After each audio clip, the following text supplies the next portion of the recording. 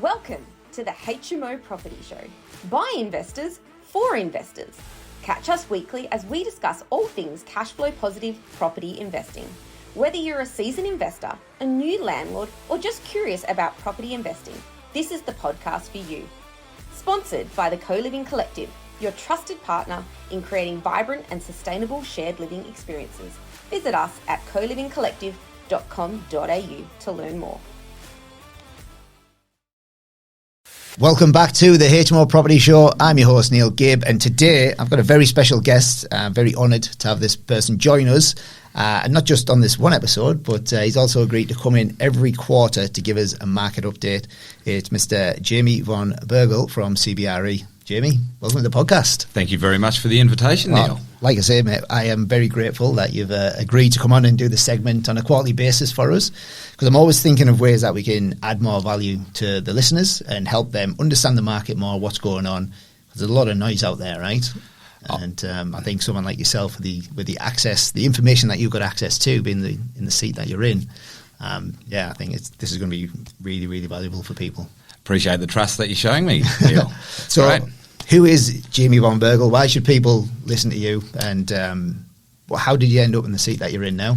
That is a really good question, Neil, and a bit about me as a person. I am a little bit over 40 years old, and I've been happily married for over 20 years. I've got 4 beautiful cherubs, or at least sometimes they're beautiful. Boys or girls? 3 boys and a girl. Well, yep. You'd be busy. Yes, certainly, yeah. And I've had the job as a valuer since I've come out of uni, basically. Right. So went straight from school to uni, did a 3-year course, went to the government, learnt some rating and taxing valuations and some high-level valuation methodologies. Then I went to a place called DTZ, which was bought out by CBRE now 18 years ago, and I've been in the hot seat as the state director for CBRE only for 1 year, so I'm learning the ropes a little. I've had a great mentor at CBRE, my previous boss, and he taught me a lot. He spent a lot of time with me, invested in me, as you will, and I feel very appreciative to be in this spot and here talking to you, Neil. Thank you. How good and how important have mentors been on the journey?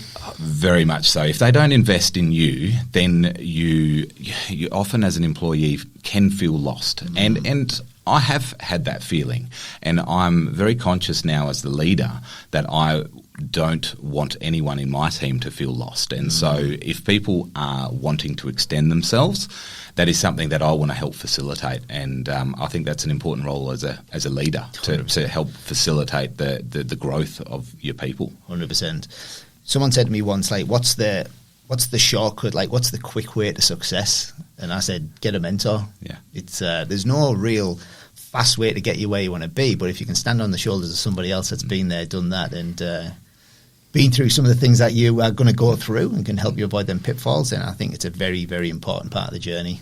And I think one word is very important. It's patience as well. So the quick way is to have patience. Yeah. It's an oxymoron right there, but it's true, because you're not going to get everything today.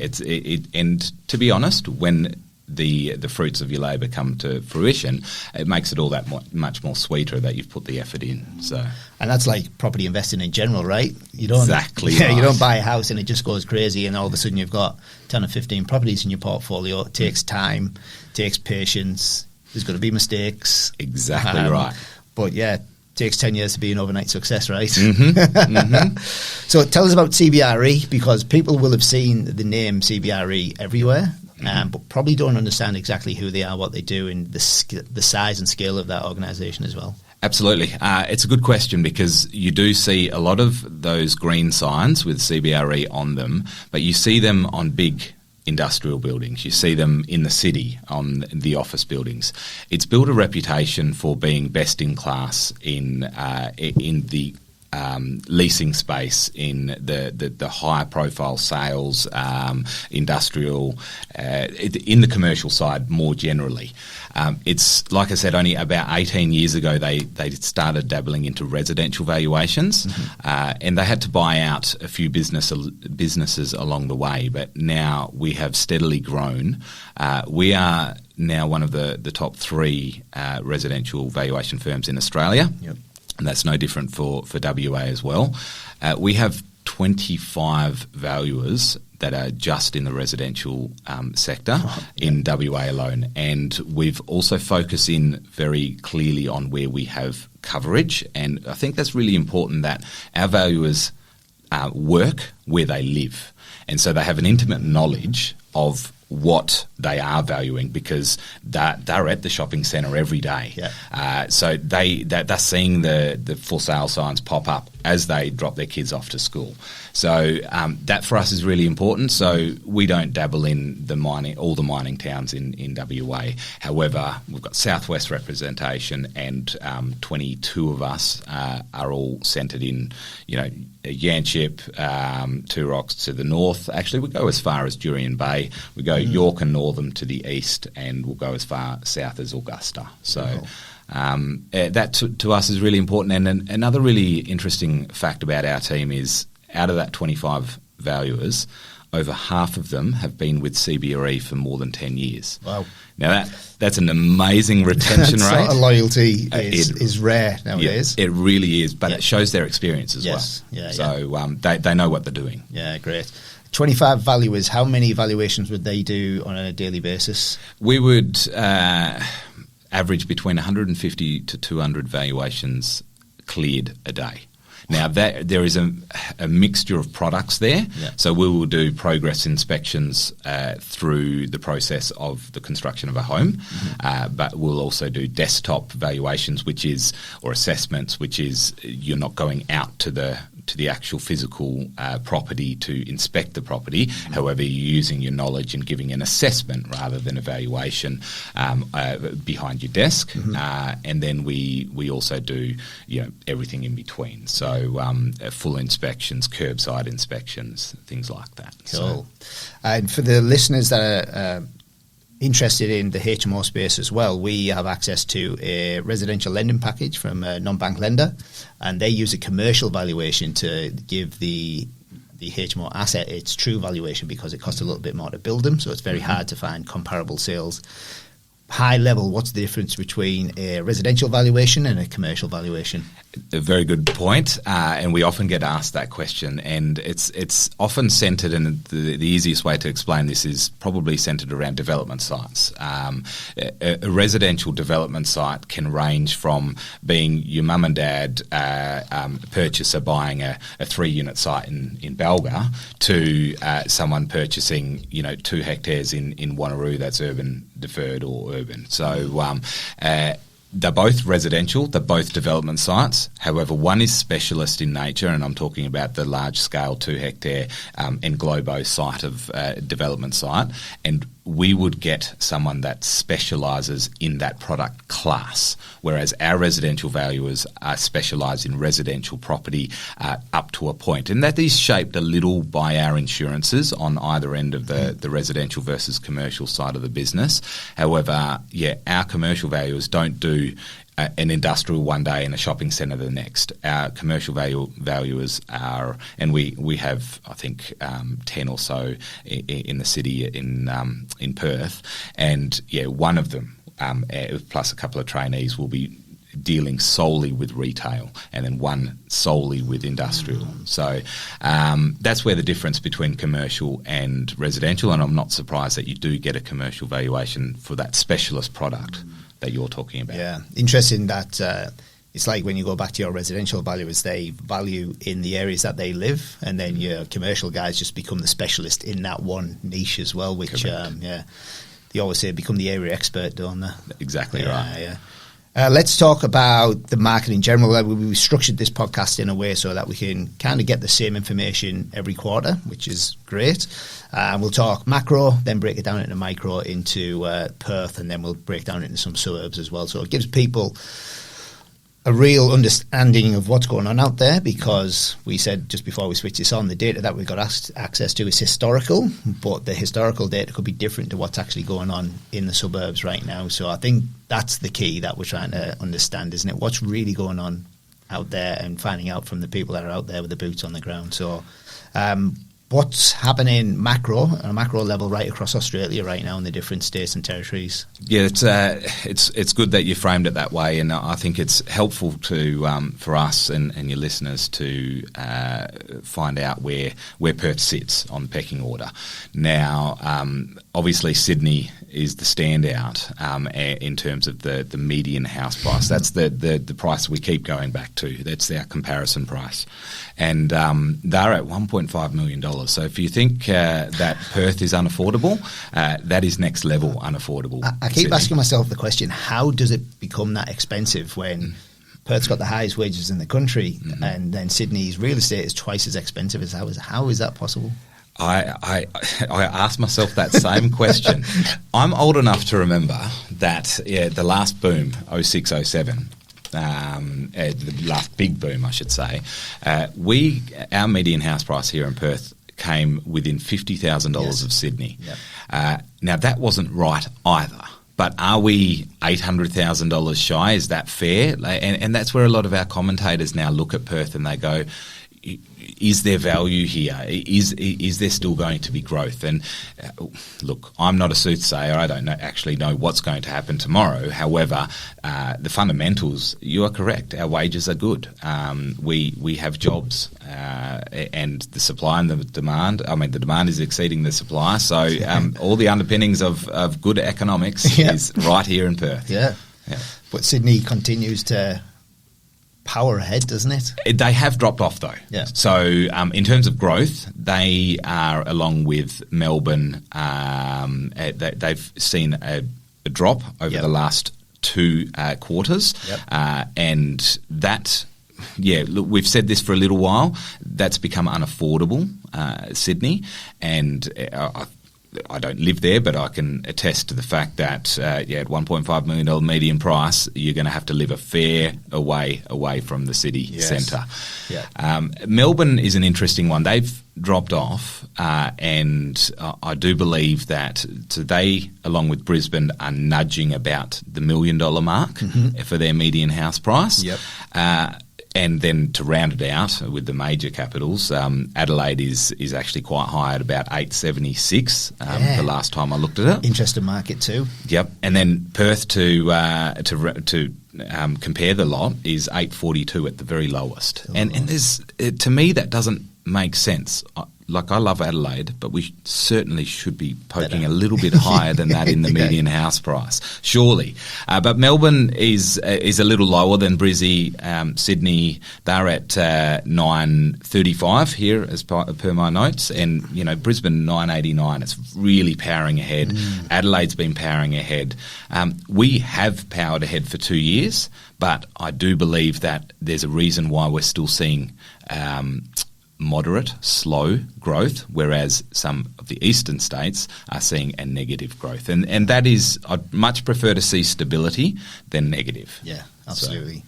Absolutely. One area that we didn't mention there as well, and it seems to always never get mentioned, is poor old Canberra. But it's got a solid median house price, 977. 977. It's up there. So is that driven because it's the capital city and because there's so much infrastructure and amenity there to support the Houses of Parliament that are there? Oh, look, and I think people that are living there are on decent wages, right. Let's be honest. And so they... I'm not surprised at Canberra that it is a smaller market, a much smaller market than the other two. However, in comparison to the other small markets, let's say in Adelaide, I would hazard a guess, and I don't have the data to back me up, but I would hazard a guess that the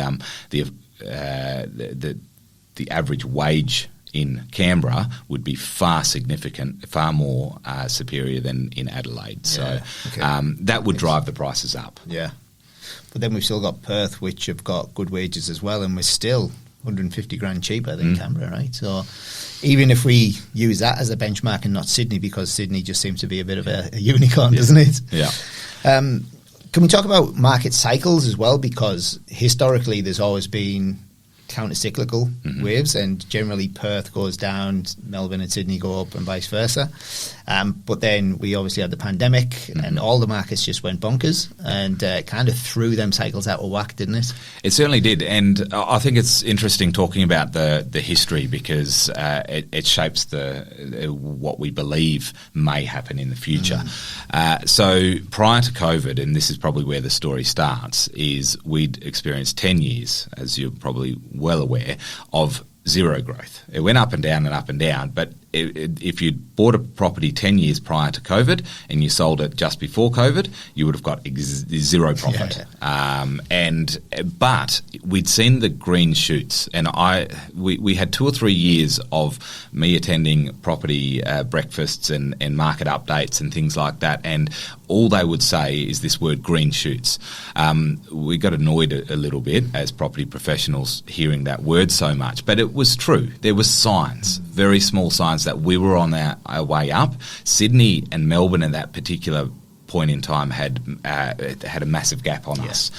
They had already increased, and for a number of years Perth had not. So COVID hit, and it wasn't COVID that pushed our prices up. It pushed them up higher than what it normally would have, but our trajectory was on the way up. So the fundamentals, and I'll use that word a bit, the fundamentals in Perth were there. So I'm not surprised that we're sitting with such strong growth since COVID.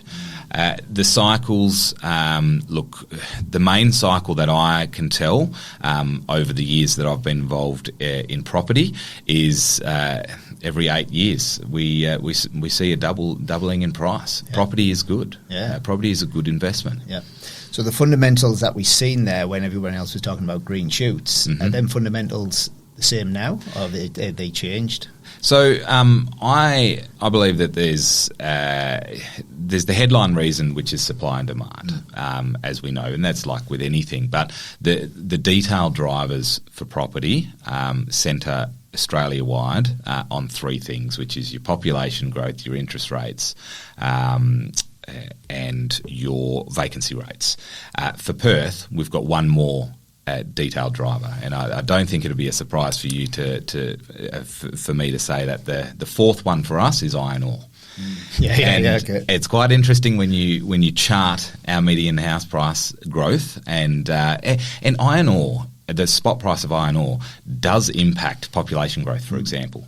So when our iron ore price hit 150, and that was a number of years ago now, we had everyone flow into WA, and we experienced a massive hike in prices. And this is to build infrastructure to get the minerals out the ground? Correct. Yeah. So it's like they turn the tap on, bring the people in, that drives pricing up. Exactly right. And we've stayed stable now at around $100 US, and I keep a good eye on that, because if we see the iron ore price fall off a cliff, suddenly we will have people leave, because at the end of the day, we are a big mining town. I know a lot of your listeners probably don't work in the mines, but we are. We're influenced by it at the very least. So money's flowing into WA because of iron ore. And so it breeds confidence as well. It breeds population growth, and consumer sentiment is key when it comes to deciding whether you're going to pay that little bit extra for the house that you're buying. Yeah, I read in the document that you sent through last night that Perth's got 7 of the 14 biggest companies in the world stationed in the CBD, and I'm guessing they are the resources, so the Chevrons, the BHPs, the Rio Tintos, so that's an indicator right there, isn't it? It is. And it's interesting, you referencing Sydney again, that was always the reason why it was so much more. Their median house price was so much more because of the big companies that were there. The international companies, they centred in Sydney. And yes, we have the mining ones, but we don't quite have the big companies, the big international companies that centre here yet. Yeah. So yet. yet. I like that word. Because Asia's becoming more important, and we are actually closer to Asia than Sydney is. Yeah. So we touched on the four things, or the three things, and we added the fourth one in, the population growth, jobs and vacancy rate. Well, how is the Perth market currently looking then? How is this shaping the Perth market? How are them three sort of indicators creating what's created at the minute? Yeah, so population growth was the highest for years and years back late last year, and it was sustained growth for a period of about a year to a year and a half, highest we've ever seen, both from overseas and from interstate. Yeah. Obviously, we had zero growth over COVID. We had something called a border. But since then, they have flocked to WA over and above any other state. So we've outperformed any other state on population growth, and that's helped us. That's really pushed us. And our growth rates, because we came from quite a low base, obviously exceed the East Coast because of that. Right now, and going forward, it's healthy, but it has dipped slightly. Eased. I like to use that word. It's eased a little. However, they are still coming in the door. It's not negative. It's not neutral. We are still getting positive population growth. I think I've got on my notes here where the highest at 2.5%. Increase, population growth increase, as at late last year, 2024, and that hasn't changed with the new the new data that I've got for 2025. Yeah. And population-wise, we tipped over 3 million in Western Australia now. I think you're right. Yeah. Yes. Something, right? Yeah. Which has put pressure on housing. A lot of these people that are moving to the state can't afford or are not in a position to purchase a house, which puts them pressure on rentals. And you touched on the vacancy rate there, and I laughed a little bit because REWA have recently released their reports that the vacancy rate's up around the 2.5% mark, which sounds like the market's getting back to normal, right? But I track the REWA statistics, and I know we've got some notes on them here. I check the REWA statistics about how many properties are available for sale and how many properties are available for rent. And when the vacancy rate in Perth was 0.4%, we had something like 1,700 properties available for rent. Yes. And now the vacancy rate is 2.5%, and we've got 2,200 properties available for rent. So 500 properties has took us from a 0.4% vacancy rate to 2.5%. So it's an interesting figure that's getting thrown around there. It's interesting you say that because CBRE have a pretty large research team, and they're based in the East Coast, but that's their job to look at all the stats and look at a variety of different sources for those stats. And we still have our vacancy rate noted at 0.6. And I asked myself that same question because I've done a couple of presentations and I haven't done one for a couple of months now. But I referenced REWA and the increase from 0.6 to, I think at that point in time, it was 1.8 or 1.5 or something. And I've gone, there's good signs here. And that painted a broader picture that I thought we may be nearing a better spot, more of a buyer's market rather than a seller's market, because that all ties in. But yeah, so what is that saying? Lies, damn lies and statistics. We've got to be very careful what we trust. So. Yeah, we absolutely have. Absolutely have. So in terms of housing coming through now, we talked about supply and demand, population growth, and now the vacancy rate, which you guys are saying is at 0.6%, which sounds a bit more realistic. I think the answer is somewhere in between, Neil. I really do. I think that our CBRE data is probably a touch dated. Even though it says it's the most up to date, it's on the right movement. So 0.6 is practically zero, because if you're going to search for a rental, you're going to search for a rental where you want to live, and all the feedback we've got is where you want to live. There is zero rentals, like zero. Yeah. And the vacancy rate going from like 0.6 to maybe 1.1, 1.2.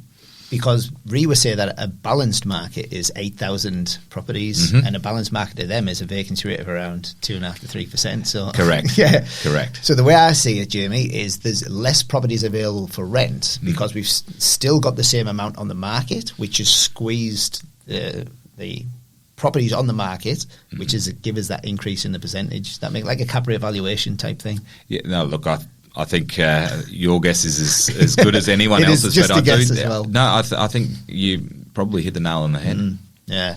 Let's talk about the things that are happening across Perth in the local metro as well. So price movement, days on market, what's happening there? Days on market, and I've sent you some stats yesterday in regards to that. We talk about balanced market in terms of listings firstly, and then I'll talk about days on market. And the balanced market is around 13.5. Is that similar to what you've heard from REWA? Yep. Total listings for the market, and we're sitting on just 4,500 at the moment.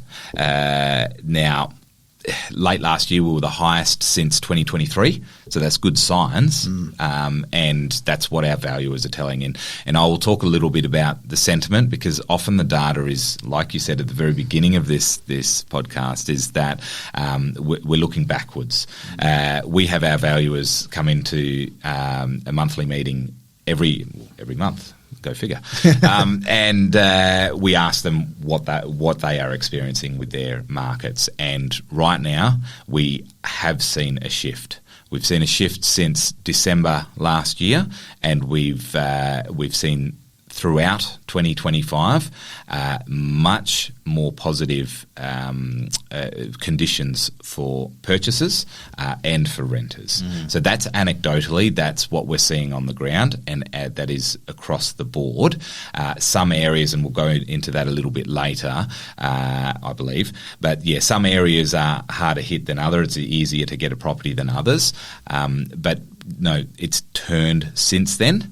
The question is whether that is due only to the two elections that we've had in WA, or there is a valid argument in that regard, or whether we're actually seeing we're going to be set for a period of stability. Right.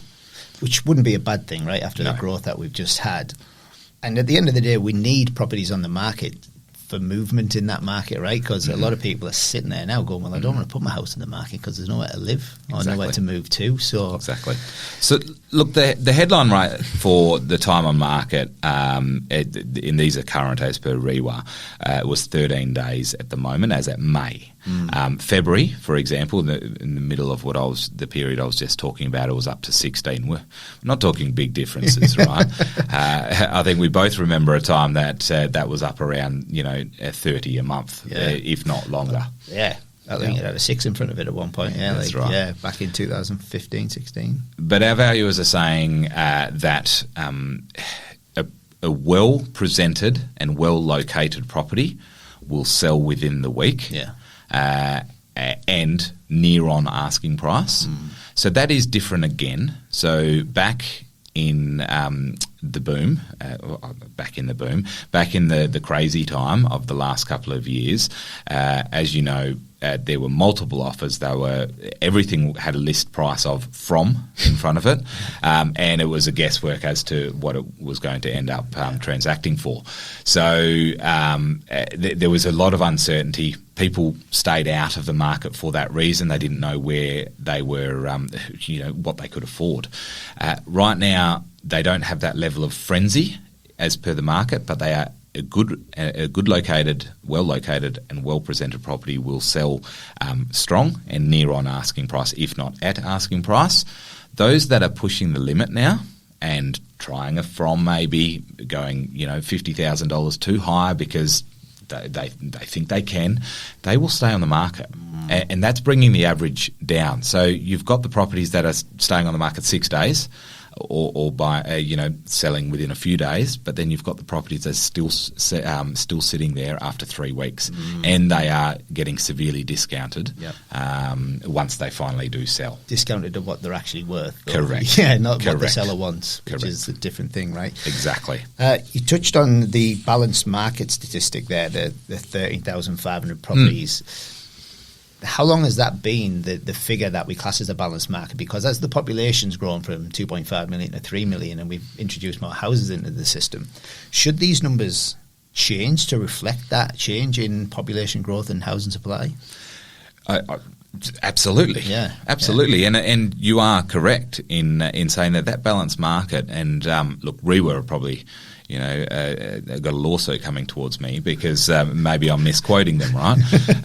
However, this figure or around that figure has been like that for 8 or 9 years. Yeah. Correct. Yeah. And this isn't an attack on REWA by any way, shape or form. Got a lot of respect for Kath and the team there at REWA. So keep up the great work, guys. I suppose the next question is supply catching up to demand?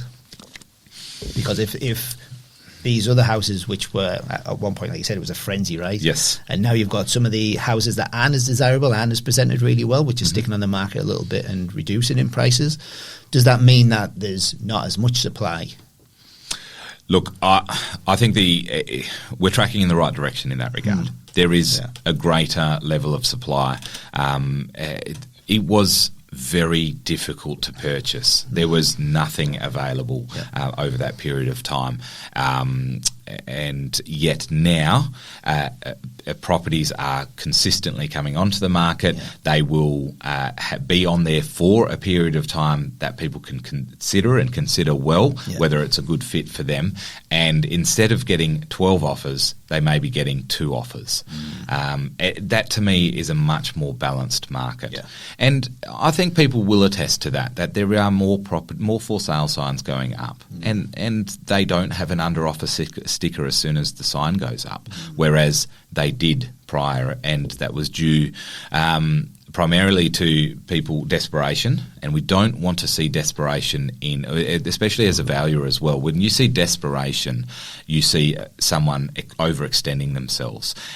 You often then see a disappointment at some point down the track, and it could be early on when a valuer comes in there and says, "Look, we just don't believe that you're going to be able to justify that based on what we believe it's worth today. Yeah. It might be worth that in a 2 months' time, but today cannot justify it." And then there's disappointment.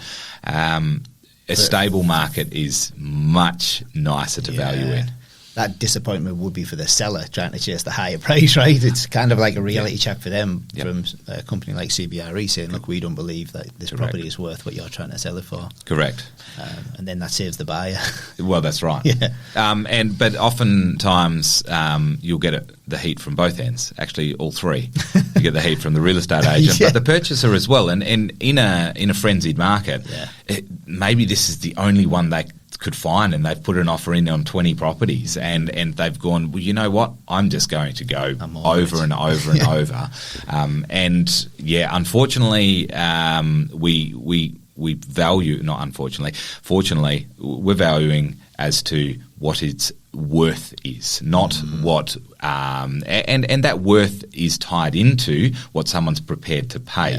Is willing buyer, willing seller. That's the definition of market value that we work off: a willing buyer, willing seller. But there's more to it. It's not just those two factors. It needs to be an informed buyer. It needs to be being on the open market for a period of time. It needs to, not be a situation where someone is purchasing, let's say, sight unseen, not giving any consideration as to location, as to condition, and that's what we've seen in the past couple of years. The odd purchaser will not factor into what any other normal, well-informed buyer would factor into their purchasing decision. If that makes sense, Neil. It does. I'm loving this conversation. I actually forgot we were recording a podcast. And just on supply and demand as well, we see I think it's the state government's target that they want X amount of new build construction in infill locations and X amount in, let's call it greenfield sort of skirt, fringe sort of location. But we understand that equation's the wrong way around, and we're building far too many properties on the fringes and nowhere near as many in the infill locations as well. How is that affecting these more established and desirable suburbs when, you know, the people in these suburbs aren't moving because there's nowhere to move to, and then that's pushing people into the fringes? That has been the case for as long as I can remember, though. And we do see that as an issue. However, if you have elderly parents, as I do, then you'll have a little bit of a more sympathy in terms of it's very difficult to take our parents where they've lived their whole life and take them out to something smaller, something different. It's not that they don't want to. It's not that they're being selfish, in my opinion. It's the fact that this is their home, and so there are many empty properties, or empty bedrooms, I should say, in these desirable suburbs. In time, that will get better as infill gets. There's more infill in these suburbs. However, I do think WA is a little bit of an interesting case, and I apologise if I'm diverting a little bit, but we often get commentators that say what Perth needs is more high density. And yes, because Sydney's there, Melbourne's there, Brisbane to a certain extent, not as much. But that's the solution. They say, high rise, high density, split it all up. Then we will fix the housing crisis. The problem is, no one wants to live on 100 square metres, or they don't want to live with a courtyard with two adjoining walls to parapet walls. We in Perth right now, we like our backyard. Yeah. We like our green grass. And that's why I don't think the purchasers up in Two Rocks or down in Baldivis are upset that they're there. I think they quite like it. Yeah. I was up there the other day and everybody seemed very happy. Yes, yes. So the urban sprawl, I think it's here to stay. Yeah. Is it the right answer? Probably not, but that is right for us and the purchasers, the people that want to live here. And I do think we are different to the East Coast when it comes to that. Yeah. People don't come to WA for the big inner city life. Hustle and bustle, yeah. And you'll find that property prices, for example, in apartments in the inner city, it's getting better, but then they're always going to lag a little to something that's on a green title block. Yeah, I agree. Perth is your chilled out, relaxed. I absolutely love this place. Me too. Absolutely love it. I'm on half an acre, so maybe I'm a little bit biased, to be honest. Right. Let's talk about certain suburbs, like Suburb Spotlight, top performers and movers. So what suburbs are moving at the minute in terms of sales or rental demand? So you'll know this. REWA have a weekly snapshot where they talk about volume. They don't weekly update us on what the price increases have. That's more on a quarterly basis. The latest one, the top five, I'm just going to run through them. Baldivis, Armidale, Ellenbrook, Scarborough and Port Kennedy. There's a story to tell in most of them, but let's take Armidale out of the equation for now, because Armidale had 550 sales in the last year alone. So 14 is not a big number for Armidale. Yeah. Actually, quite interestingly, Armidale has shown far less interest, and that's an example of one of these outer suburbs that went and jumped in price dramatically, doubled and more over a 2-year period. That has shown signs just of easing off somewhat. Certainly, still people less buying interest. there, obviously, at 14 sales for the month. But there's a lot. That's a big suburb. Yeah, it's a very big area. It is. Yeah, so same as Baldivis. Correct. Yeah. Baldivis and Armidale, those numbers they don't. They're actually not big numbers. Ellenbrook's an interesting one. There's still interest there again at a very large. Averley, Ellenbrook, they are becoming massive. I haven't been out there for a little while, but there are people everywhere there. Is Ellenbrook? They've got the train line there now, haven't they? Correct. And are these statistics? Do these include blocks of land that people are buying? Or No, this is just established homes. Okay, yep. And we're talking a week. Yeah. These are the top 5. Yeah. For me, the standout is Scarborough because Scarborough matches the data that we have sourced in terms of price growth as well.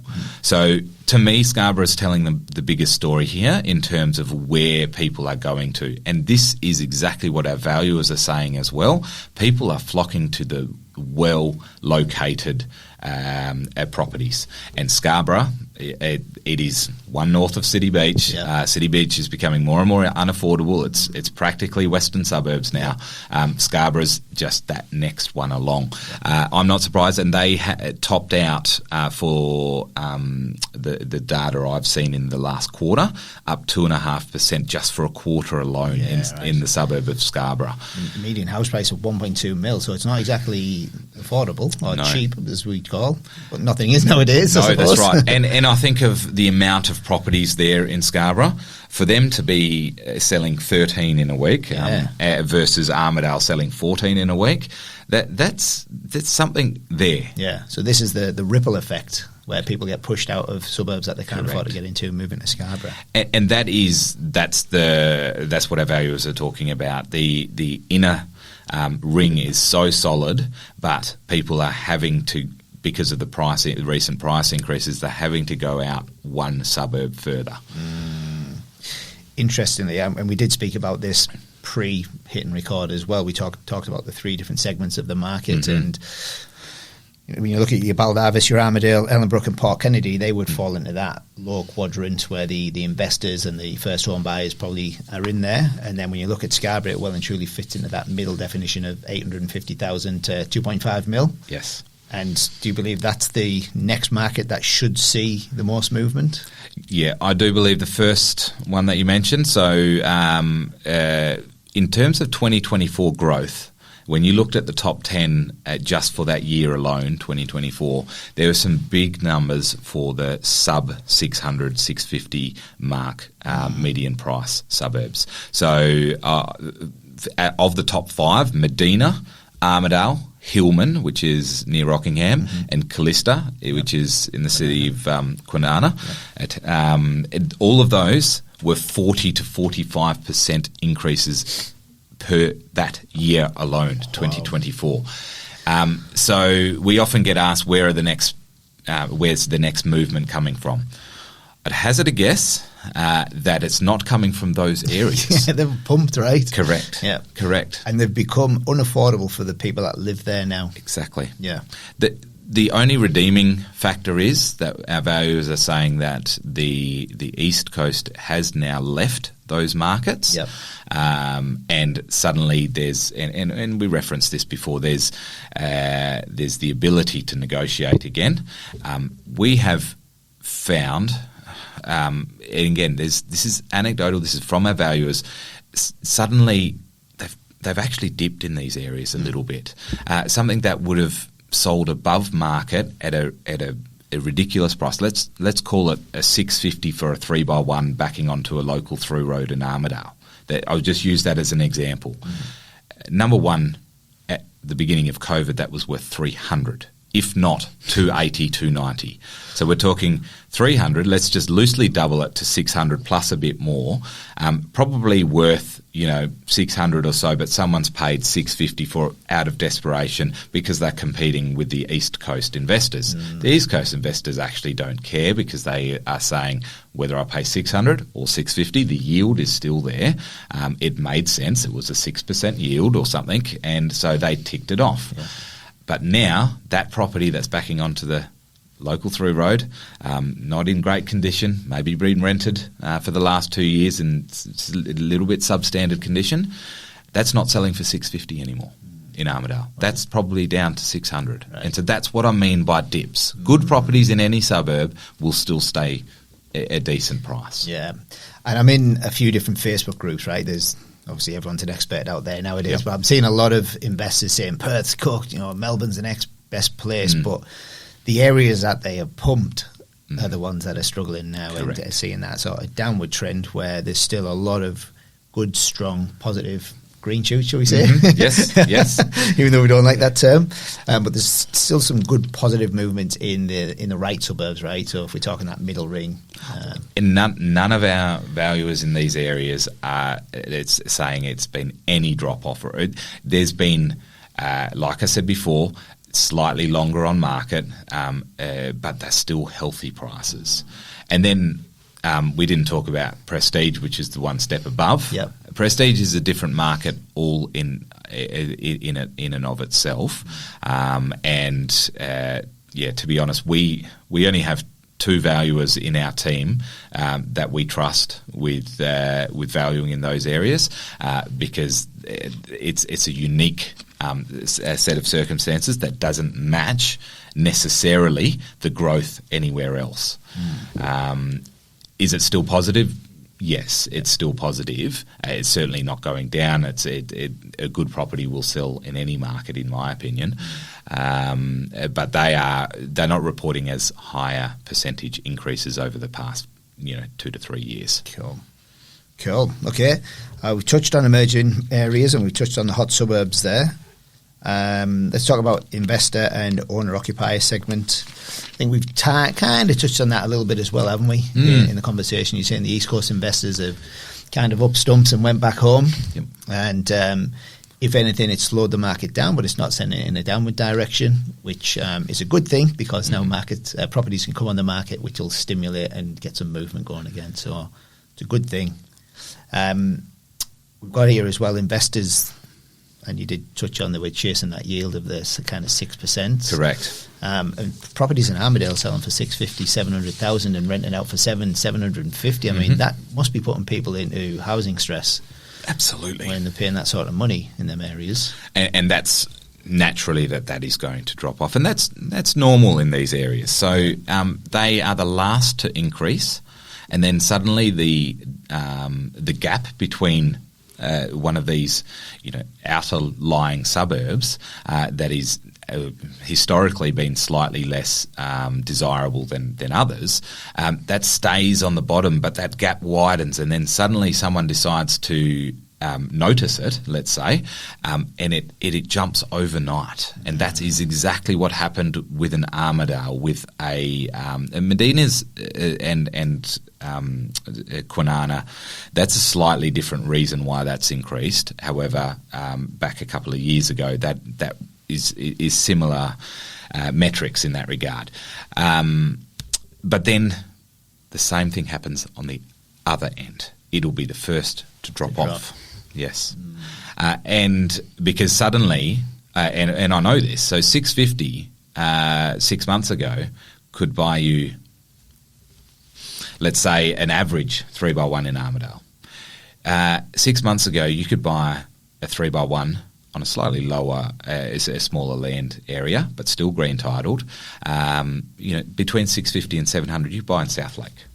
Now, I know which one I'd prefer for the extra $50,000. Yeah. The extra few $100,000, a few tens of thousands of dollars. But the East Coast was very much driving that. I don't know if you remember, there was a Perth Now article even, and in terms of the next biggest, hottest suburb was Armidale. And that got traction. Yeah. That got traction in the East Coast. It was only 300,000 back then, so why not? But the rents were far lower back then as well, of course. Yeah, so prices have gone up, rents have gone up, correct. And people are struggling. And it's the case of the haves and have-nots. And I'm sure you're hearing the same thing. So the interest rate rises really impacted those that have extended themselves to purchase in a place like Kwinana, Armidale, even Ellenbrook, these types of areas, these fringe suburbs, they've extended themselves, and then any interest rate increase has really affected them. But if you've got an investment property and you're living in Como, and your mortgage is, an LVR of say 40%, 50%, what does those increases in actually matter to them? So the gap widens, and that's the sad thing. There's nothing you can do about that, but a property boom expands the gap between the rich and the poor. Yes. So I was literally thinking, as you were saying that, I was thinking the rich get richer and the poor get poorer, unfortunately. Yep. That was really interesting, what you said there, man. I really appreciate that.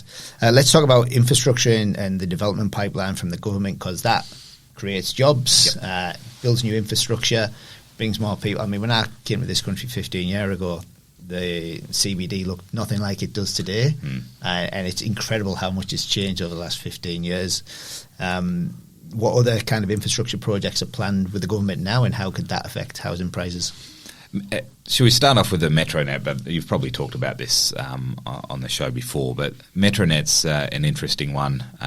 It's close to my heart because I've seen. I'm down in the hills of Armidale, and so I've seen the train line between Armidale and Byford get built. Yep.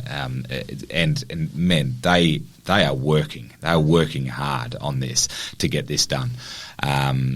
And I was not paid by the government to say that, by the way. But I often get asked, how will that impact prices, train lines? And you referenced the Kath from REWA, and I really appreciate some of the quotes that I can use from her. And she said that adding a rail line, and I want to quote her, adding a rail line to an area is actually no guarantee of price growth, but it does boost the amenity. And then in time, similar to a shopping centre, schools opening, suddenly it becomes more desirable to enter. And then suddenly, and we're talking the outskirts, right? So Ellenbrook, we did see more interest in people going out to live there. We referenced it before. It's one of the top selling suburbs last week. And that is due, in part, not solely, but in part, due to infrastructure like train lines. At the end of the day, no one wants to be in their car stuck for an hour getting to work. So a train line making it easier, it becomes okay then to live in a place called like Byford. And that's where there's been a lot of growth down the freeway because of the train line. And all of these new estates, I like to use Mendogalup as an example. No one has any idea, if they're not south of the river, where that suburb is. But it's a new suburb that the houses popping up everywhere, but its proximity to services, its proximity to public transport, to the freeway, it ensures that it's a desirable location. Yep. And for the people that don't know, it's on the border of Kwinana and Coburn. It's actually a great space. I used to live in Hammond Park. Yes. So I've got a real sort of soft spot for that area down there. Love it. What about the AUKUS, the Australian, UK, US submarine? I showed you some data in regards to what they're proposing to spend on the submarines down. It's proposed to be in Henderson, so the area around Rockingham, the area around the town of Kwinana, city of Kwinana. We're talking Callista, Leader, all of these areas that Aurelia, Parmelia. They have shown a massive increase because if that goes ahead, there is billions of dollars going to be spent on infrastructure, and all the people coming over to work on these submarines, they'll need somewhere to live. Yes, and they'll be paid well. I used to work for the Submarine Corp. Yep. I had a lady in my office the other week from a company called Housing All Australians. She's the new Western Australian chair. Do you know Robert Pradlin? No, I don't. So Robert's the chair, can't remember the lady's name that came in my office. She's just been put into the chair's seat of the Western Australian board, and she came in and she works for a company that is consulting on AUKUS. They said they need 45,000 people to support that programme alone. That's 45,000 people that are going to need housing around Rockingham, Kwinana, Coburn. So that kind of southwest cluster there, from Fremantle down to Rockingham, could potentially go crazy. Well, what I've got is that they need 30,000 square metres of office. Yeah. They need 130,000 square metres for logistics alone. 11,000 properties. Wow. Property units. Wow. So units, or now putting that into perspective, if they need 11,000, their housing target, which we're never going to reach, let's be honest, per year is 25,800 for WA as a state. Yep. For this AUKUS to say that they are, or at least our CBRE research to say, anticipate that they will need 11,000 additional properties down there. Staggering. It is. And we do evaluation work for the Defence Housing. They are very active at the moment. We're doing a lot of valuations for them, and they're actively buying. They're finding it hard. A bit like the government in the last couple of years, Department of Communities. They desperately want to buy houses. They've got the money to do so, the government money to do so. However, when they've been competing with everyone else, they've really struggled to increase their stock. My cogs are ticking, Jamie. I'm thinking, maybe we could partner with them and supply some 6-bedroom HMOs for them. Instead of one house, they've got 6 people house. So, also down there, we've got there's talk of the relocation of the Fremantle dock down to Kwinana as well, which again could be massive, massive both for Fremantle because all that land will be redeveloped into high density kind of living. Yep. And then massive for Kwinana because that port will then move down there along with AUKUS and everything else that's going on. So that southwest cluster again, that 40,000 people or 11,000 houses could quite easily. And there is be more. I mean, you know the area then well. If you've lived in Hammond Park, did you say you lived in Hammond Park? Yeah, that was the first house, and then we converted that into our first HMO. Okay, yeah, there you go. Yeah. But there is some land still available there. Yeah. Mainly Gallop as well is there. Yeah, and then there obviously you got Baldivis and Kwinana, which are still quite a bit of land there too. But it's still got to be subdivided, still got to be built, and there where the two challenges come in right now. And you will get anyone, any developer on, if you speak to any developer, red tape is still an issue when it comes to that. Yep, and that leads us nicely on to government policies and incentives.